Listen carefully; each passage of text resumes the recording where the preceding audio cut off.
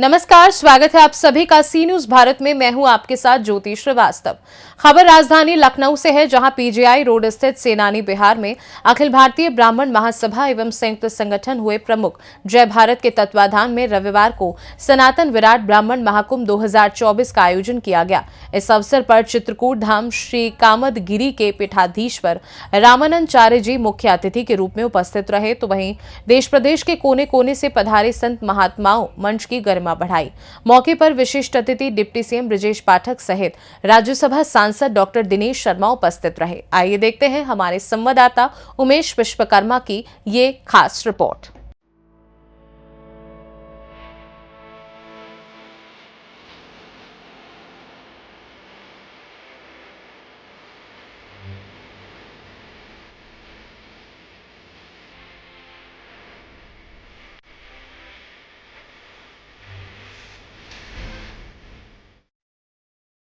सनातन विराट ब्राह्मण महाकुंभ 2024 का आयोजन कर अखिल भारतीय ब्राह्मण महासभा के अध्यक्ष पंडित राजेंद्र नाथ त्रिपाठी ने सत्ता के गलियारे में हलचल मचा दी है। उन्होंने संगठन के लोगों के साथ मुख्य अतिथि सहित संत महात्माओं एवं विशिष्ट अतिथियों का माल्यार्पण एवं अंग वस्त्र व भगवान परशुराम की प्रतिमा भेंट कर जोरदार स्वागत किया।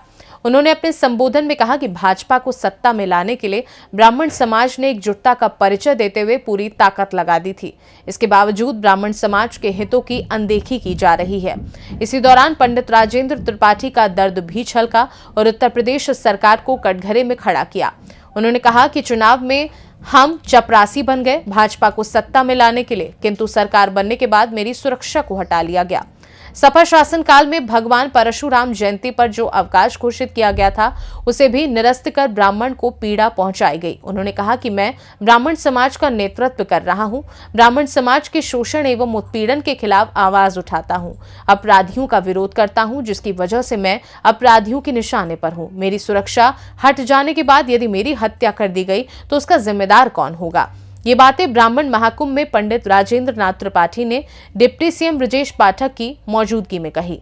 इस अवसर पर ब्राह्मण समाज की पंचायत में सर्वसम्मत से 5 प्रस्ताव पारित कर उन्होंने उत्तर प्रदेश सरकार से मांग की कि भगवान परशुराम जयंती पर अवकाश घोषित किया जाए, सवर्ण आयोग का गठन किया जाए, जातिगत आरक्षण को समाप्त कर आर्थिक आधार पर आरक्षण प्रदान किया जाए तथा अखिल भारतीय ब्राह्मण महासभा के अध्यक्ष पंडित राजेंद्र नाथ त्रिपाठी को वायु श्रेणी की सुरक्षा प्रदान की जाए। इसके अलावा अन्य ज्वलंत मुद्दों पर भी उन्होंने चर्चा की। आइए देखते हैं पंडित राजेंद्र नाथ त्रिपाठी ने क्या कुछ कहा है। साथियों, अखिल भारतीय ब्राह्मण महासभा को ब्राह्मण कुंभ कराने की आवश्यकता क्या पड़ी। कुंभ का मतलब आप जानते हैं, मेला नहीं,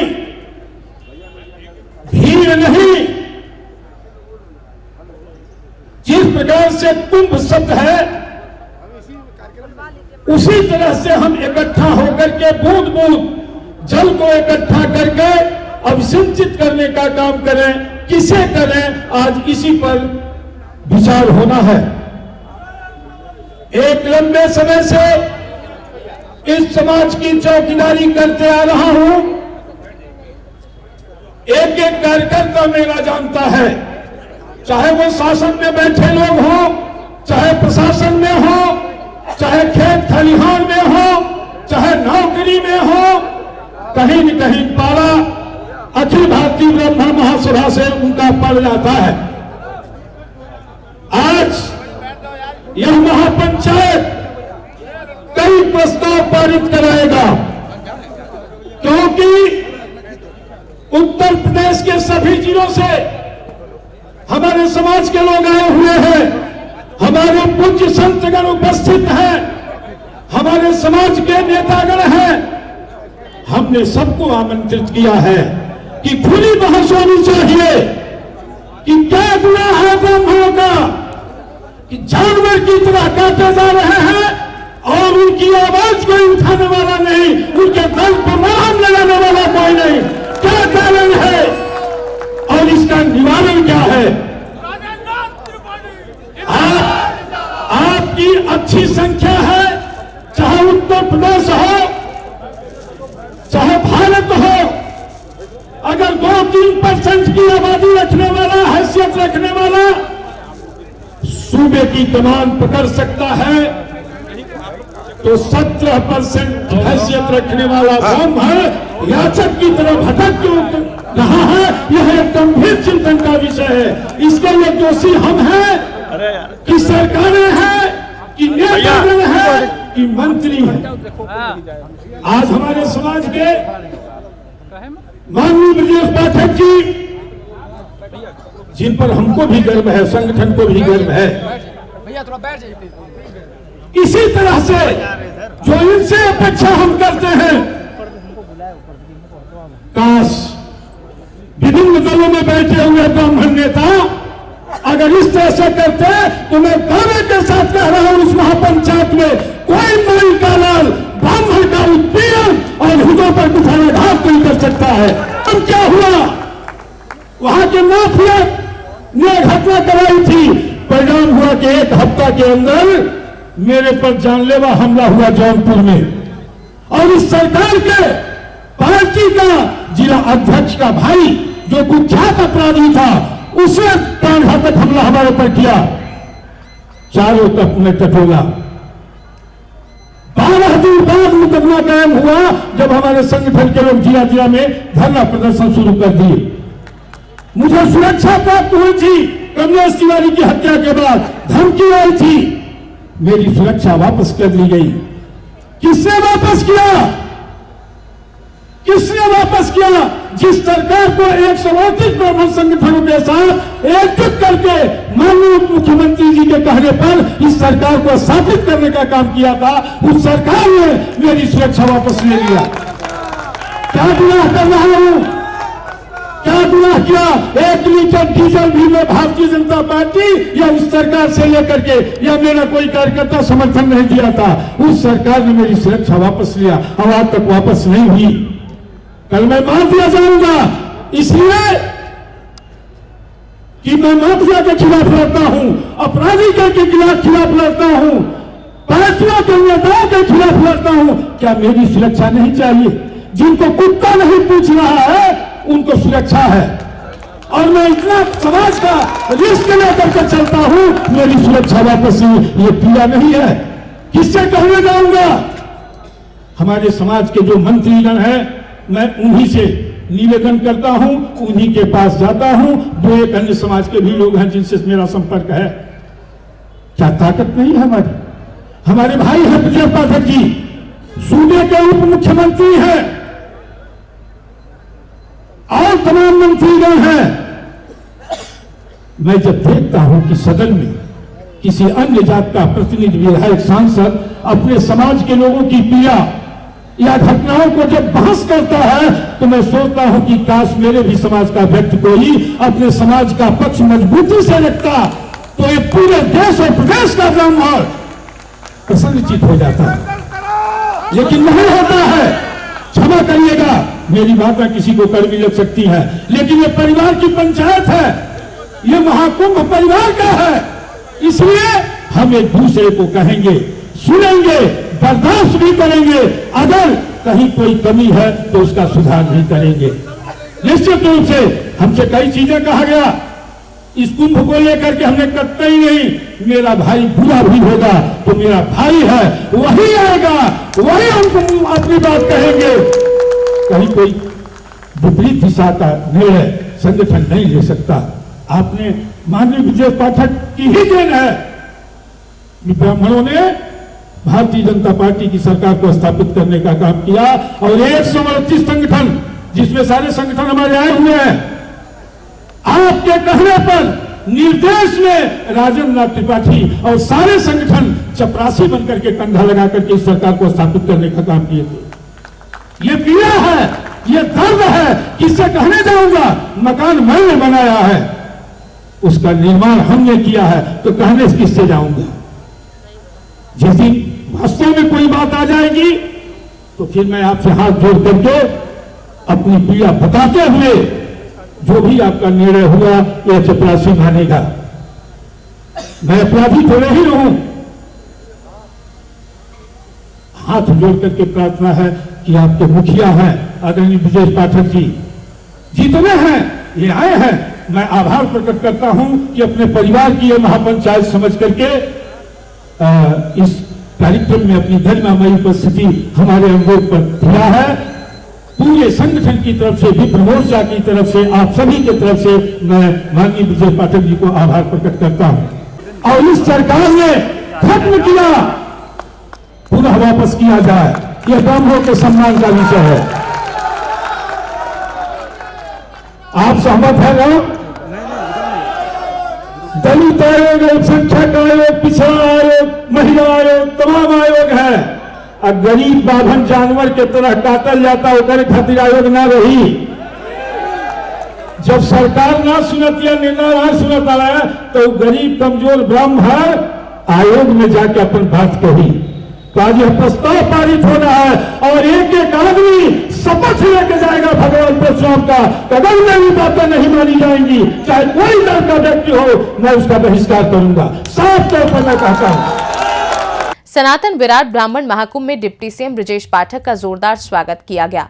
उन्होंने भगवान परशुराम श्री प्रतिमा पर पुष्पांजलि अर्पित करने के बाद अपने संबोधन में कहा कि मैं ब्राह्मण समाज का ऋणी हूं, आप सबके आशीर्वाद से सत्ता में हूं। ब्राह्मण समाज के सामने उन्होंने अपनी वचनबद्धता को दोहराते हुए कहा कि मैं ब्राह्मण समाज के उत्थान एवं उनकी समस्याओं के निराकरण हेतु निरंतर प्रयत्नशील हूं। उन्होंने ब्राह्मण समाज को एकजुट रहने का आह्वान करते हुए कहा कि ब्राह्मण पंचायत में जो प्रस्ताव पारित किए गए हैं उसे साकार करने के लिए मैं तन मन धन से पूरा प्रयास करूंगा। जो लगातार आप सबके बीच संपर्क रख करके समाज के हित के लिए लगातार काम करते हैं, मैं बहुत बहुत अभिनंदन करता हूं, बधाइयां देता हूं, शुभकामनाएं देता हूं। ब्राह्मण महाकुंभ में आप सब पधारे और महाकुंभ भी होने जा रहा है। महाकुंभ 13 जनवरी से प्रारंभ होकर के 26 फरवरी तक चलेगा। संत महात्मा हैं, हम सब भी हैं, आप सबको महाकुंभ में पधारने का न्योता भी देता हूं। मैं आज अगर यहां खड़ा हूं तो आप सबके चरणों की आशीर्वाद की वजह से खड़ा हूं।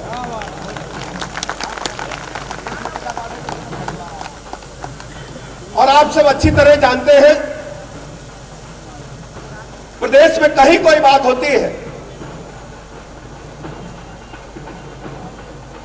उस आवाज को उठा करके परिणाम तक पहुंचाने का काम भी मैं एंड प्रकारेण करता हूं।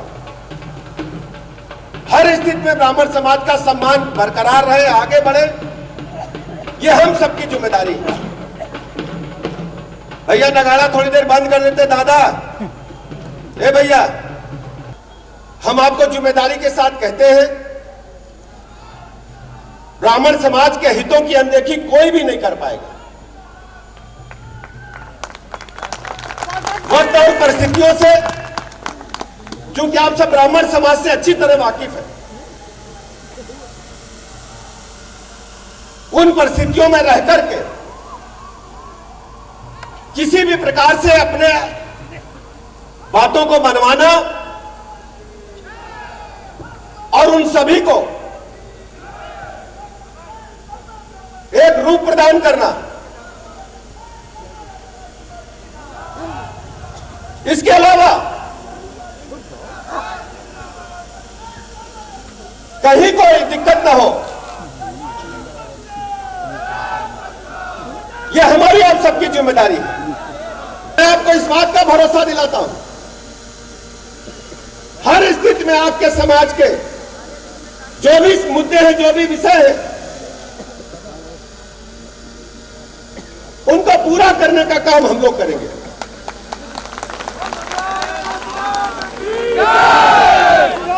इसमें कोई भी समझौता नहीं होगा, हर स्थिति में हम लोग उसको पूरा करेंगे। मैं सेनानी जी का हृदय से आभार प्रकट करता हूं कि सेनानी जी हमेशा संघर्ष करने का काम किए हैं, पूरा जीवन उनका संघर्ष करते बीता है। समाज के सभी संगठनों का हृदय से आभार प्रकट करता हूं, जो विभिन्न जिलों से साथी हैं उनका आभार प्रकट करता हूं। और यही अनुरोध करना चाहूंगा कि हम सब एकजुट रहें, एक उद्देश्य के प्रति समर्पित रहें और सनातन की पताका को कभी झुकने न दें। वर्तमान परिस्थितियों को अच्छी तरह आप जानते हैं,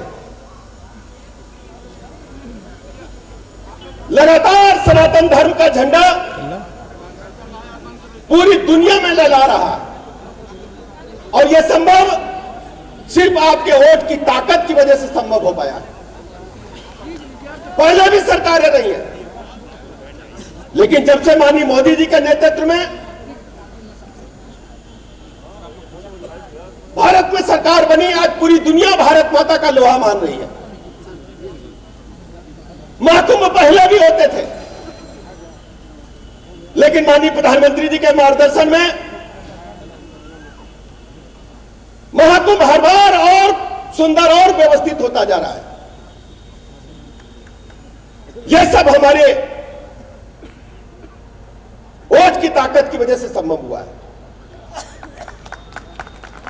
मैं त्रिपाठी जी को, सेनानी जी को और सभी संगठनों को इस बात का भरोसा दिलाता हूं, आपकी जो भी मांगे हैं, अभी जो 4 मांगे आपने बताई, 5 मंगाई हैं, हम तन मन धन से आपके पर समर्पित हैं।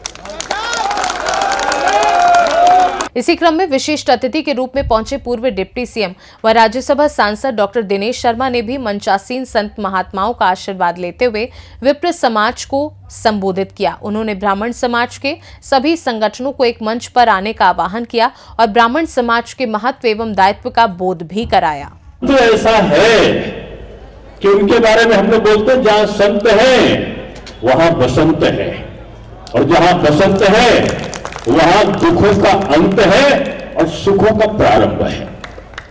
और मैं राजेंद्र जी को बहुत साधुवाद दूंगा कि आपने संतों के श्री चरणों में इस कार्यक्रम का आयोजन किया, और निश्चित रूप से उनका उद्बोधन भी आपको सुनने को मिलेगा।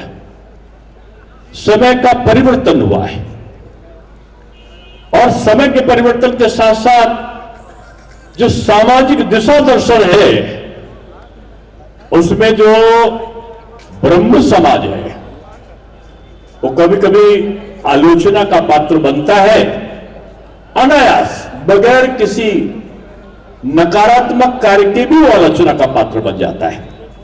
और उसका कारण क्या होता है? जानकारी का अभाव। लोग समय समय पर जब वो ब्राह्मण समाज के बारे में टिप्पणी करते हैं तो मैं उनको कहता हूं कि ब्राह्मण की परिभाषा को एक बार जानने की जरूरत है। कौन है ब्राह्मण? ब्राह्मण जाति नहीं है, एक श्रेष्ठ जीवन जीने का प्रवाह का नाम ब्राह्मण है।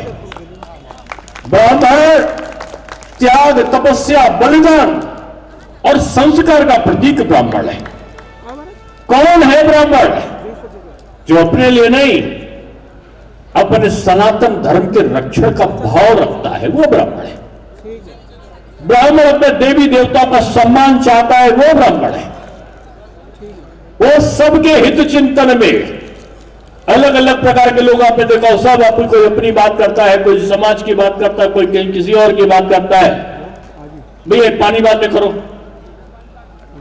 एक ब्राह्मण है जो बच्चा पैदा हो तब भी मंगल कामना करता है, थोड़ा बड़ा हो तब भी विभिन्न प्रकार की मंगल कामनाएं करने के लिए वो प्रस्तुत रहता है, और अंत समय जब व्यक्ति जाता है तब भी वो उसके परिवार के मंगल कामना करते हुए उसको सदगति की कामना करता है।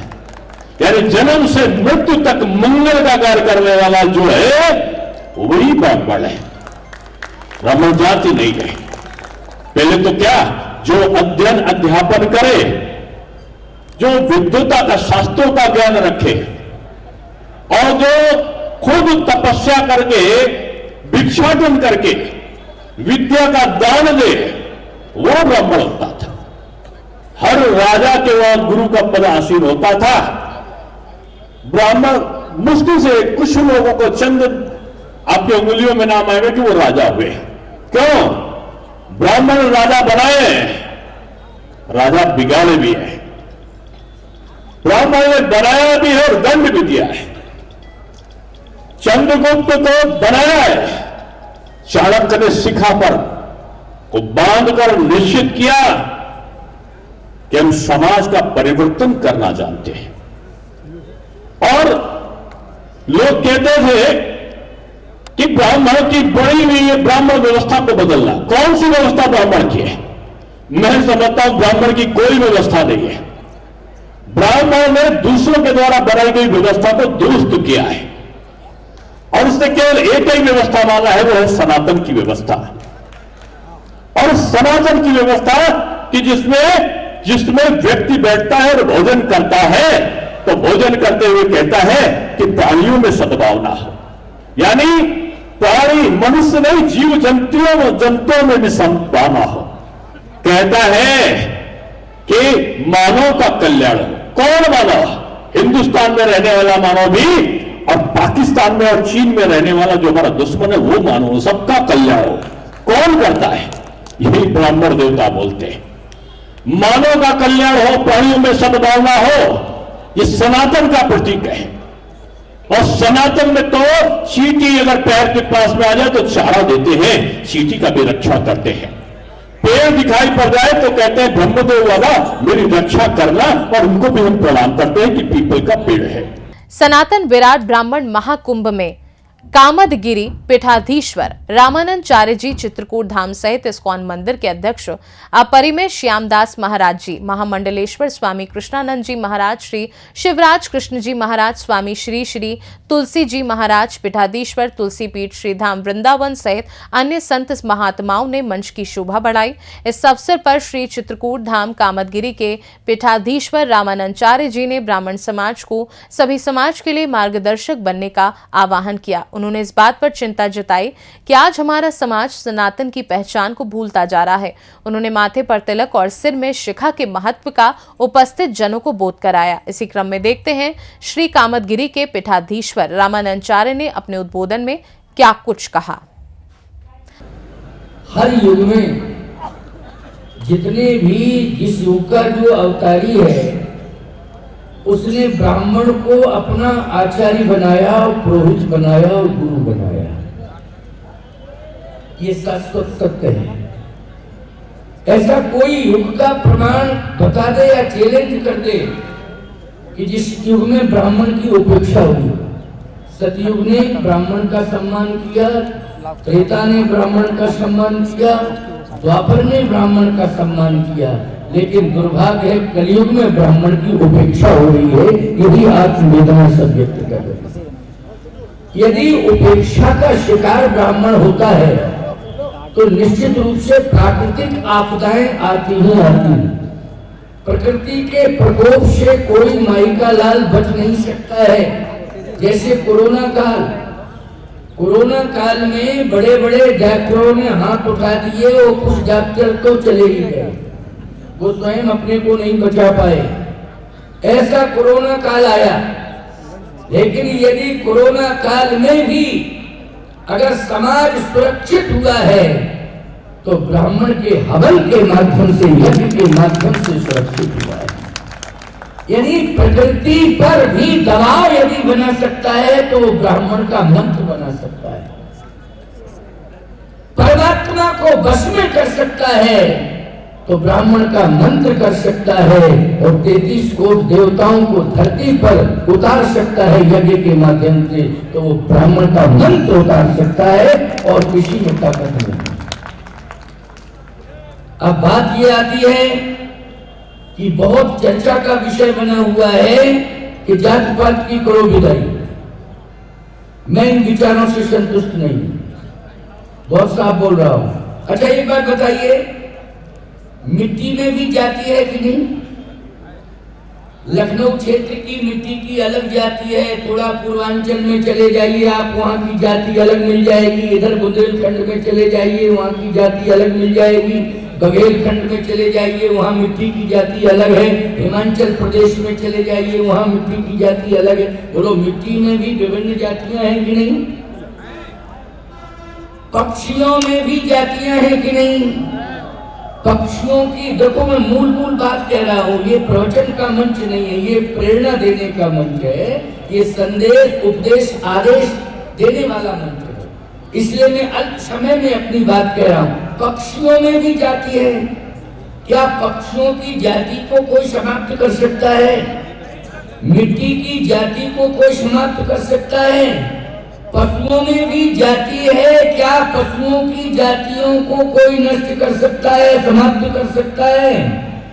कीट पतंगों की भी जाति है, कीड़े मकोड़ों की भी जाति है, जाति को कोई समाप्त नहीं कर सकता है। तो मनुष्यों की जाति को कैसे समाप्त किया जा सकता है? मनुष्य स्मृति को कौन चैलेंज दे सकता है? महाराज मनु की हम सब संतान बैठे हुए हैं और किसी न किसी ऋषि के नाम से हमारा गोत्र है। बोलो है कि नहीं? हम सब किसकी संतान हैं? ऋषियों की संतान हैं, हमारी जातियां हैं। लेकिन विदा किसे करना है, इस बात पर विचार करना है। जाति को विदा नहीं करना है। हम बेटी और चोटी इन दोनों को सुरक्षित करेंगे, इनका सम्मान करेंगे और हम अपनी बेटी को अपनी जाति में ही देंगे, प्यारे, और किसी को नहीं दे सकते। हम अपनी चोटी की रक्षा करने के लिए सिर कटा सकते हैं, लेकिन अपनी चोटी नहीं कटा सकते हैं, प्यारे। इसलिए हम अपनी चोटी, बेटी, रोटी की रक्षा करेंगे। आज हमें कहना पड़ रहा है और मैं कहूंगा और आपको संकेत भी दे रहा हूं, हम हाथ नहीं उठवाएंगे, क्योंकि फिर ये चर्चा मीडिया में चली जाएगी, कहेंगे जगत गुरु जी ऐसा बोल के चले गए हैं और सभी के सामने बोले हैं तो लोग जवाब नहीं दे पाए। ऐसा नहीं होगा। चले जाओ, मैं अपने मोबाइल में फोटो ले लो। अगर आप ब्राह्मण हैं और हिंदू हैं तो बोलो आपके सिर पर चोटी होना चाहिए, इतनी होनी चाहिए, होनी चाहिए। और छिपी हुई चोटी नहीं होना चाहिए, प्रकट होनी चाहिए। बोलो दिखाई देनी चाहिए। अच्छा सही बताना, चाणक्य की चोटी ने कमाल किया था कि नहीं किया था? बोलो। मोबाइल मेरे दे रहा है तो ओटीजी का नहीं कर रहा है। चाणक्य जी की चोटी ने ही कमाल किया था। ओटीजी से अपने मोबाइल में ले लो। ब्राह्मण की चोटी की बहुत बड़ी कीमत है, लेकिन चोटी संकोच में क्यों रख रहे हो? हम ये नहीं कहेंगे कि आप नहीं रख रहे हो, लेकिन संकोच में मत रखिए। चोटी का स्पष्ट दर्शन होना चाहिए। ब्राह्मण का मस्तक सोना नहीं होना चाहिए, उस पर चंदन होना चाहिए। बोलो क्या होना चाहिए? चंदन होना चाहिए। तो याद रखना, आज से संकल्प ले लो कि हमारी चोटी हमारे सिर पर होगी और वो चोटी दिखाई देगी, उसका दर्शन होगा। समझ रहे हो कि नहीं? आज बड़े बड़े बालों का प्रदर्शन कर रहे हैं लोग, लेकिन चोटी को प्रकट नहीं कर रहे हैं। चोटी का दर्शन होना चाहिए, चंदन दिखाई देना चाहिए, मस्तक सोना नहीं होना चाहिए। दूसरी बात, प्रत्येक ब्राह्मण को नित्य हवन से जुड़ना चाहिए। बोलो किससे जुड़ना चाहिए? ये मैं अंतरंग शक्ति की बात कर रहा हूं। ये वाणी की ताकत अलग है, जन समूह को इकट्ठा करके प्रदर्शन करने वाली बात अलग है, समूह को इकट्ठा करने वाली बात अलग है। लेकिन हमारा आत्मबल और चरित्र बल भी बड़ा होना चाहिए। ब्राह्मण अगर तेजस्वी होगा, अगर मौन श्राप भी दे देगा, तो उसके अग्निहोत्र के प्रभाव से अपराधी जल के भस्मीभूत हो जाएगा। ये मैं दावे की बात कह रहा हूं। इसलिए प्रत्येक ब्राह्मण को हवन से जुड़ना है। किससे जुड़ना है? यजन से और हवन से जुड़ना है। ये संकल्प लो। प्रत्येक ब्राह्मण को चंदन से जुड़ना है, प्रत्येक ब्राह्मण को चोटी से जुड़ना है, प्रत्येक ब्राह्मण को यज्ञोपवीत से जुड़ना है। यज्ञोपवीत संस्कार भी समय से होना चाहिए और विवाह संस्कार भी समय से होना चाहिए। हम देखते हैं कि यज्ञोपवीत संस्कार होते भी हैं तो बस लोग कहते हैं विवाह के समय मंडप के नीचे कर दिया जाएगा। बोलो भाई, आजकल यही होने लगा है सिस्टम। नहीं नहीं, वो समय से होना चाहिए। भगवान राम, भगवान परशुराम, भगवान राम समय से यज्ञोपवीत संस्कार। और परशुराम जी का तो यज्ञोपवीत इतना प्रसिद्ध है कि भगवान राम कह रहे हैं, गोस्वामी जी ने लिखा है, भृगुपति समुझ जनेऊ बिलो की,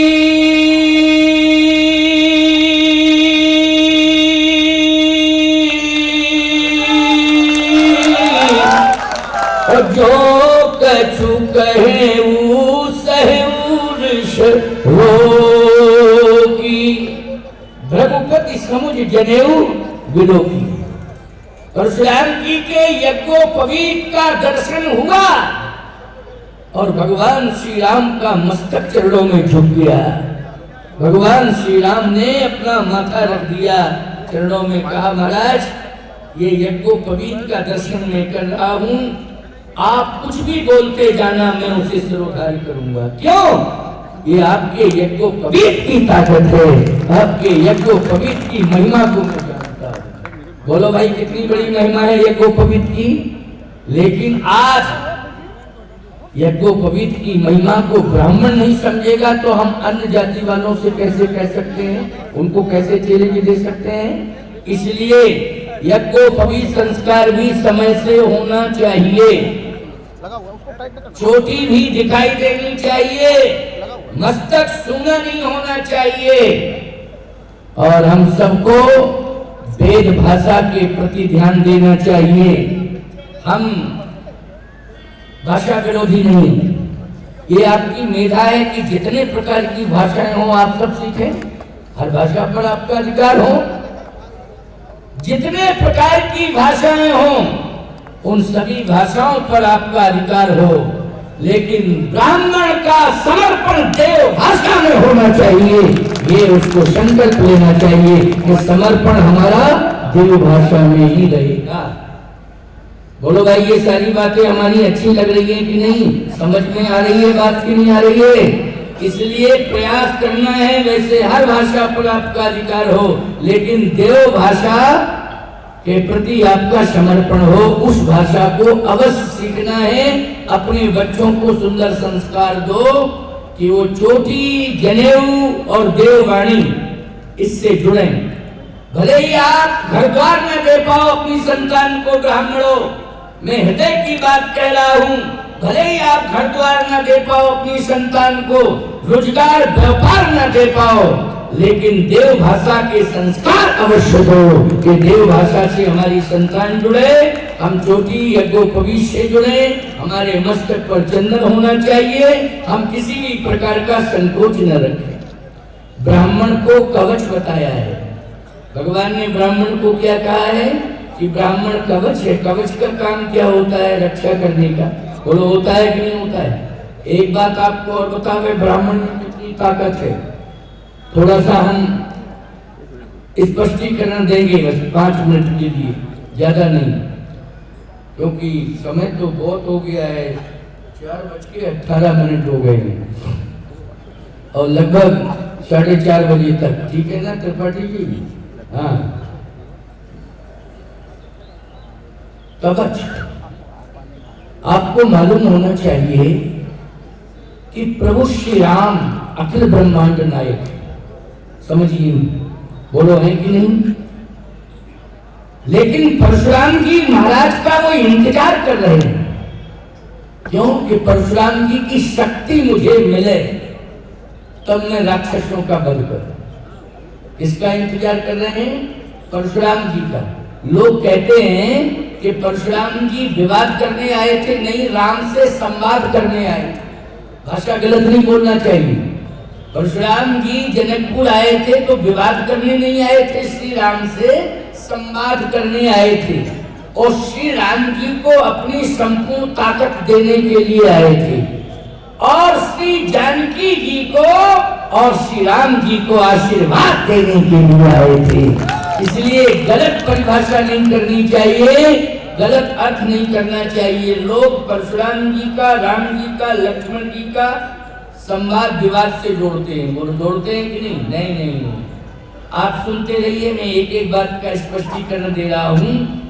भगवान श्री राम आए हैं, दशरथ जी महाराज इतने बड़े ज्ञानी ध्यानी थे, लेकिन दशरथ जी महाराज ने मनु के रूप में तपस्या की। एक कल्प भेद में महाराज श्री दशरथ जो है कश्यप ऋषि बनकर के तपस्या कर रहे हैं, वही महाराज दशरथ हैं, चाहे कश्यप कहो चाहे मनु कहो। इतनी तपस्या करने के बाद भी उस ब्रह्म को धरती पर नहीं उतार पाए। बोलो उतार पाए क्या? 60,000 वर्ष के हो गए महाराज श्री चक्रवर्ती जी। कितने? 60,000 वर्ष के। लेकिन उस ब्रह्म को इतने बड़े ज्ञानी थे। अवधपुरी रघुकुल मणि राऊ, ओ वेद विदित कहीं दशरथ राऊ। धर्म धुरंधर गुण निधि ज्ञानी, ओ हृदय भगत मति सारंग पाणी। वेदो दशरथो नृपा, कोई कमी नहीं थी, लेकिन 60,000 वर्ष के हो गए, भगवान को नहीं उतार पाए धरती पर, ब्रह्म को धरती पर नहीं उतार पाए। क्यों? जब तक ब्राह्मण का आशीर्वाद नहीं मिल जाएगा, ब्रह्म ने कहा हम आएंगे। चाहे जितनी ताकत लगा लो, तो भाई चाहे जितनी ताकत लगा लो, चाहे जितना नैमिष में भजन किया हो और चाहे जितना अरण्य अभ्यारण्य में भजन किया हो, लेकिन जब तक ब्राह्मण का आशीर्वाद नहीं ले लोगे तब तक मैं आऊंगा ही नहीं। तो एक बार भूपति मन माही, ओ भई गलहान मोरे सुत नाही। गुरु ग्रह गए, गुरु ग्रह गए तुरंत नहीं पाला, चरण लागी कर विनय विशाला। निज दुख सुख सब गुरु ही सुनायो। फिलहाल के लिए खास रिपोर्ट में बस इतना ही। देश और दुनिया की बाकी खबरों को जानने के लिए आप देखते रहिए सी न्यूज़ भारत।